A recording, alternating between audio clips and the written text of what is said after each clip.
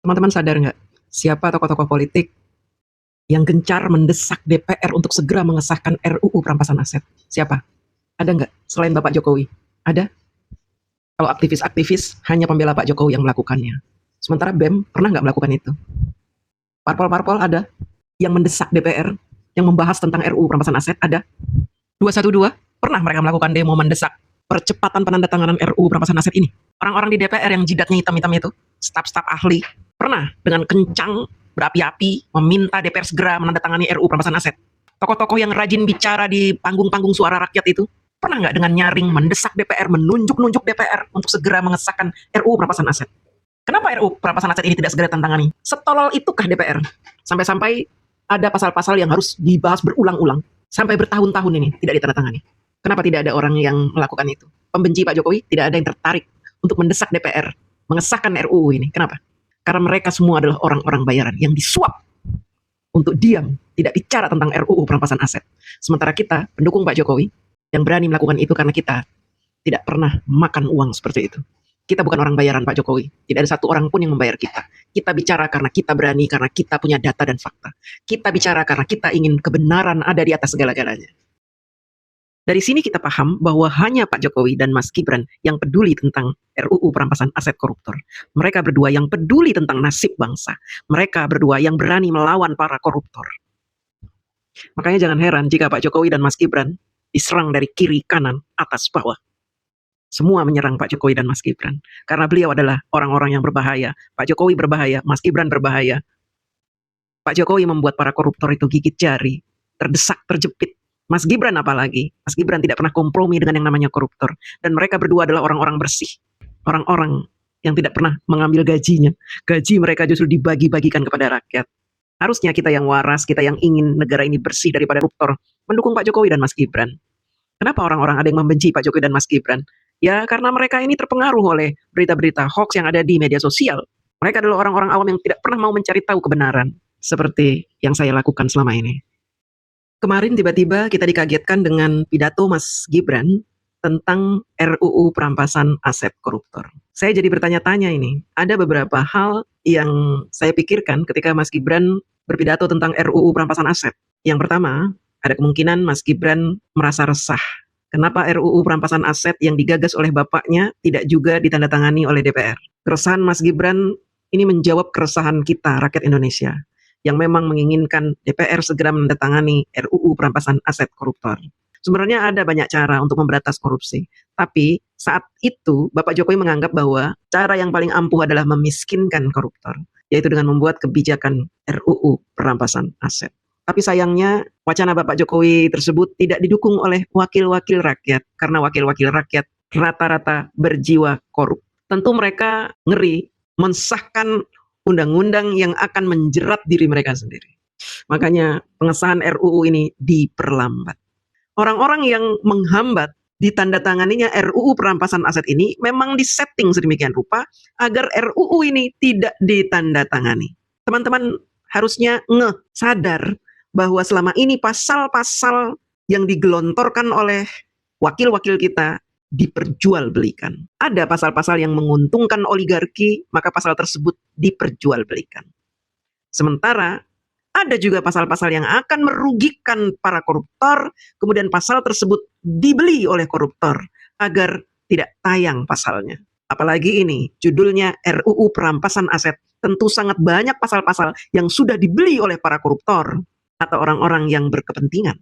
Harusnya rakyat Indonesia curiga, kenapa RUU perampasan aset ini tidak segera ditandatangani? Kita semua sudah tahu, mafhum, bahwa pasal-pasal bisa diperjualbelikan. Apalagi pasal ini, yang bisa menjerat para koruptor ini. Tentu akan diperjualbelikan juga. Wani piro, bayar, para koruptor bayar ke gue, jadi gue tidak tanda tangan. Selama ini, orang-orang yang berteriak-teriak di depan DPR untuk mendesak DPR menandatangani RUU itu, apakah pernah dipanggil oleh DPR?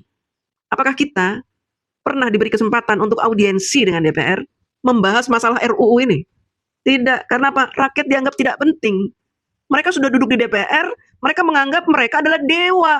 Dewa yang memutuskan segala sesuatunya. Jika ada rakyat yang protes, nggak penting suara rakyat. Karena mereka sudah menganggap diri mereka dewa yang bisa memutuskan segala sesuatu. Inilah brengseknya wakil-wakil kita yang ada di gedung DPR itu. Sebenarnya banyak hal-hal yang sangat miris untuk dibicarakan tentang kondisi wakil-wakil kita yang ada di gedung itu. Mereka menerima banyak sekali fasilitas dari negara, tapi mereka tidak pernah peduli dengan nasib kita yang diwakili oleh mereka. Teman-teman tahu kemarin itu, ada gubernur Maluku yang membahas tentang tambang yang ada di Maluku, tetapi hasil tambang yang sangat melimpah tidak sesuai dengan APBD yang mereka terima. Apa yang dilakukan oleh wakil-wakil kita yang ada di DPR?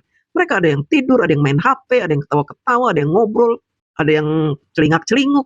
Mereka sangat tidak fokus mendengarkan setiap permasalahan yang ada di gedung DPR. Mereka asik dengan dunianya sendiri. Setiap hari mereka datang hanya menghitung hari kapan mereka gajian, kapan mereka menerima dana reses, kapan mereka dapat bonus, hanya itu. Mereka tidak pernah memikirkan nasib rakyat yang mereka wakili, tidak pernah. Sedikit pun tidak ada kepikiran di otak mereka. Walaupun ada wakil-wakil kita yang bagus, tapi wakil-wakil yang ada di gedung DPR 90% adalah orang-orang yang tidak bisa bekerja, yang tidak punya empati terhadap rakyat. Makanya RUU yang begitu penting buat negara, buat rakyat, tidak segera mereka mau tanda tangani. Itulah wakil-wakil kita, wakil-wakil yang kita pilih dengan uang 50 ribuan. Tetapi yang membuat saya heran, kenapa tiba-tiba Mas Gibran berpidato tentang RUU perampasan aset ini adalah Mas Gibran tidak punya parpol. Sehingga suara Mas Gibran tentu akan menjadi angin lalu. Walaupun Mas Gibran adalah wakil presiden, tentu suara beliau tidak sekeras suara presiden. Apakah sengaja Mas Gibran dijadikan bumper? Atau Bapak Prabowo mau cuci tangan?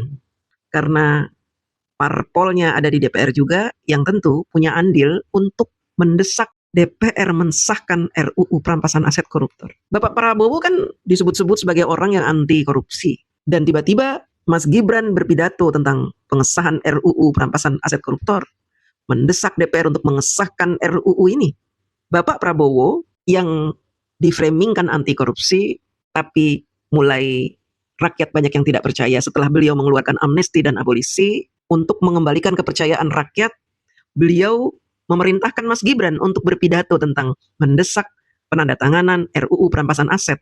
Padahal kalau Bapak Prabowo yang bicara sendiri tentang RUU perampasan aset, tentu Bapak Prabowo akan lebih didengarkan oleh DPR. Tetapi kenapa Bapak Prabowo tidak melakukan ini sendiri? Menurut pengamatan saya, Bapak Prabowo tidak mau berkonflik dengan parpol-parpol lain yang notabene sudah menjadi koalisi di pemerintahan. Beliau juga tahu bahwa sebagian besar parpol-parpol tersebut tidak menyetujui adanya RUU perampasan aset koruptor. Sehingga beliau menggunakan tangan Mas Gibran untuk berbicara mengenai desakan pemerintah terhadap RUU perampasan aset koruptor. Dan hasilnya apa ketika Mas Gibran berpidato tentang desakan untuk pengesahan RUU ini? Hasilnya apa? Mas Gibran dihujat. Mas Gibran dibilang sok tahu, dicaci maki. Mas Gibran dianggap anak kecil tahu apa. Kemudian bawa-bawa Pak Jokowi lah, bapak lo tuh tangkap koruptor, membuat susah rakyat selama 10 tahun. Caci maki itu banyak sekali ketika Mas Gibran justru membela rakyat untuk memiskinkan para koruptor. Tapi justru para pembenci memframingkan yang berbeda. Ada orang baik, mendukung rakyat, tapi dihina, dicaci maki. Mas Gibran ini serba salah. Berbuat baik, dicaci maki, apalagi diam saja. Melakukan tugas-tugas kenegaraan dicaci maki, apalagi di kantor saja. Saya bersyukur memiliki Mas Gibran sebagai wapres, karena beliau menyalurkan suara-suara kita. Salah satunya mendesak DPR untuk segera menandatangani RUU perampasan aset. Kalau DPR tidak buru-buru menandatangani RUU ini, artinya DPR tidak menyukai Mas Gibran. Itu saja. Boleh jadi Mas Gibran berpidato hal ini untuk memberitahu kepada kita untuk mewaspadai kondisi perpolitikan tanah air.